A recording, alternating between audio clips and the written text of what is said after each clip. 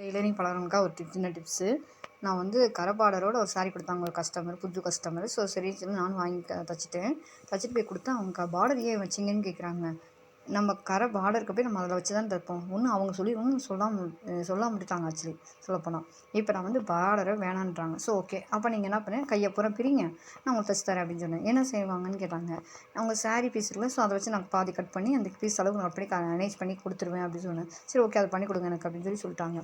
சரி நானும் சொல்லி பிரிச்சுட்டாங்க. பிரித்து நான் அதை வந்து என்ன பண்ணேன், அந்த சாரியில் அந்த ஹை எவ்வளோ கேட்குறாங்களோ, கை கூடையும் வைக்கணுமா, என்னங்க செய்கிறது. மறுபடியும் அந்த கை பாயிண்ட் கூட வச்சுட்டு அதை கட் பண்ணி எடுத்து ஃபுல்லாக நம்ம லைனிங் வேறு தனியாக லைனிங் வேறு வாங்கிட்டு சொன்னேன். ஸோ லைனிங் வாங்கிட்டு வந்து வச்சு அடைச்சி எவ்வளோ வேலை, அவங்களுக்கும் செலவு தான், நமக்கும் டைமிங் வேஸ்ட்டு தான், ரெண்டுமே வேஸ்ட்டு தான். இப்படி தான் சில கஸ்டமர் இருக்கீங்கன்னா நீங்கள் பார்டரே போட முடியாது. தயவு செஞ்சு உங்கள் டெய்லர்கிட்ட சொல்லிடுங்க. ஏன்னா எங்களுக்கு வந்து ஒரு கஸ்டமர் இல்லை, 1க்கு 10 20 கஸ்டமர் நாங்கள் வச்சுருக்கோம். ஸோ அவங்க நான் தைக்கிற இடத்துல நான் உங்களுக்கு நான் உட்காந்துட்டு இருந்தோம்னா டைமிங் போயிடும். ஸோ அதான் சொல்ல இப்போ நிறைய நீங்கள் பார்டர் போட மாட்டீங்கன்னா முன்னாடி இன்ஃபார்ம் பண்ணிடுங்க. அதே மாதிரி நீங்கள் டெய்லர்ஸ் நான் தெரியாமல் அந்த அனுபவம் பண்ணிட்டேன். ஸோ நீங்கள் அந்த அனுபவம் யாரும் பற்றாதீங்கன்றக்காக அது ஒரு ஷேரிங்காக ஒரு விழிப்புணர்வாக நான் உங்களுக்கு ஷேர் பண்ணுறேன். இப்போ புதுசாக பழகிறவங்களும் சரி, இல்லை புதுசாக டெய்லரான கடை வச்சு பண்ணுறீங்கன்னா சரி, தயவு செஞ்சு இப்படி கஷ்டம்லாம் வருவாங்க. ஸோ ஆனால் நீங்கள் பார்த்து செய்யுங்கன்றதான். ஏன்னா அனுபவமே சிறந்த ஆசான்னு சொல்லுவாங்க இல்லையா. ஸோ அந்த மாதிரி என் லைஃப்பில் அப்படியே நடந்துக்கிட்டு இருக்கு.